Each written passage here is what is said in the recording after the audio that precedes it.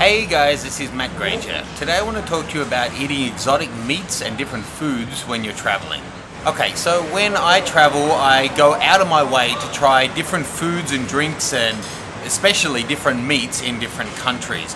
For me, I really want to experience the culture, and I honestly believe that what you eat and how you eat and the ways in which people get together and eat and the socializing that goes on there and the way food is prepared and the different foods that are eaten tells us a whole lot about who people are and how they live. Whilst I also just love food, it comes from an interesting culture. I did a whole degree basically on the topic of culture, and I'm really interested by what makes people tick. Indeed, that's why I'm a people photographer, because I really love trying to understand people's minds. So, whether it's traditional food or everyday food or, high cuisine, I really want to go out of my way when I'm traveling to eat as the locals eat. As I say, maybe special occasion type food rather than everyday food, but it could be kimchi in Korea or frog's legs in Paris or, pig's head in China. I want to get in there and try the different things, and I think it really is a big part of people's lives. Now, I appreciate that different people don't eat meat whatsoever or don't eat certain meats for religious or ethical considerations, and I don't want to suggest that I think that what I'm doing is right and what you're doing is wrong. Nothing like that. But for me, I do eat meat, and I don't have a problem with it. When I'm at home, I do my best to eat free range.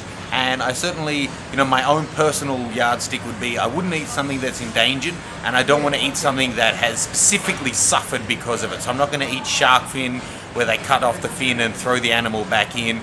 I'm not going to eat dog like I've seen in documentaries in Korea if it's tortured before it's killed for whatever reason.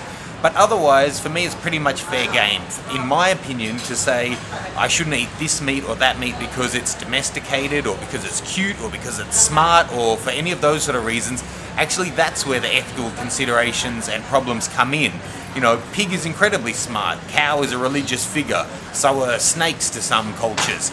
But, I eat meat and I'm okay with it and I don't really have a problem with it. So, there we are. So, given that, today, on the spur of the moment, I've decided to start a new channel all about food and culture. Given it as much forethought as when I started ThatFoodnCultureGuy, the new channel's called ThatFoodnCultureGuy. What a surprise. So this is the first video in my new channel. You might have come across from ThatFoodnCultureGuy. So this channel, ThatFoodnCultureGuy, is going to be all about food and culture. Surprise, surprise. So whether it's hawker food in Southeast Asia or a fine restaurant in France or home cooking or, a cafe in Sydney, I'll be taking along to all different kinds of food experiences that I have, high and low brow, and I hope you'll enjoy it. I'm not classically trained. I do love food, I do love cooking, I do get to travel quite a bit with work and in my life, so I hope that I can bring all kinds of different food. I'll try and make it really clear in the caption and the title exactly what's going to be covered so there's no surprises. And to kick things off, I'm at a Cantonese-style restaurant in Singapore, actually, and this is frog congee. Now, I've had frog several times before, both in Paris and in Hong Kong and in China as well, and I really quite like it. It's not for everyone. Everyone says that everything tastes like chicken. This doesn't. For me, the texture is kind of, it's like a really tender chicken, maybe a little bit more like quail. But the meat is more like a firm-fleshed fish, and so I'm also having it with some scallop and nori dumplings in the background, which I'll show you in a little bit, but let's serve some of this up. Okay, now as you may be aware, it's generally the frog's legs that are served because there's a lot of meat there, but actually right up around the hips and even the torso can be eaten. They just gut it. I've never seen the frog's head be served though, but this is good congee. For anyone who doesn't know, congee is basically rice that you've added way too much water to, and then it dissolves the rice over a long time of slow cooking and makes a porridgey-like soup. Now, the most pure form that you would give to a sick kid is just rice and water, but nearly always they add salt or a bit of oil in there as well, which helps break down the rice and adds a lot of flavor. And then they'll add all different kinds of meat to it.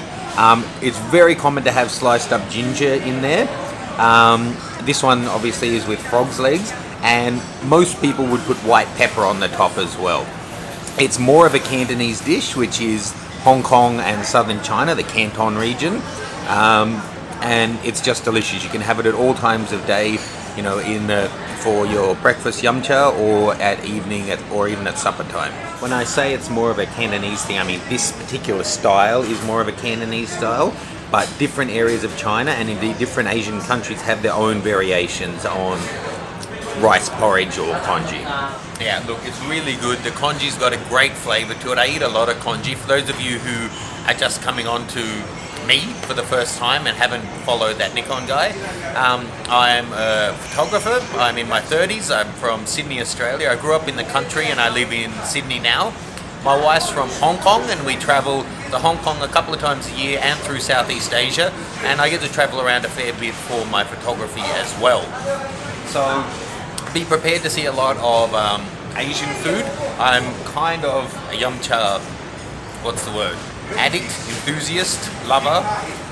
Got to be near an expert, I guess. I've tried just about every restaurant in Sydney that serves yum cha, and when I'm in Hong Kong I go pretty much every day, and I want to try everything. A little bit of other background for you. I have a bit of a sensitive stomach when it comes to oil, so the sort of foods I'll be presenting probably have less oil in them. But if I'm having something particularly oily, I will still, of course, want to present it to you. I may just not eat too much of it. So anyway, please do subscribe. I'd love to get this channel up and moving. Share it with your foodie friends. If you've got any suggestions of must-see places, then shoot me an email on the link that's on screen now, and I'd love to hear from you. Thanks for watching, guys, and I'll see you on the next culinary adventure.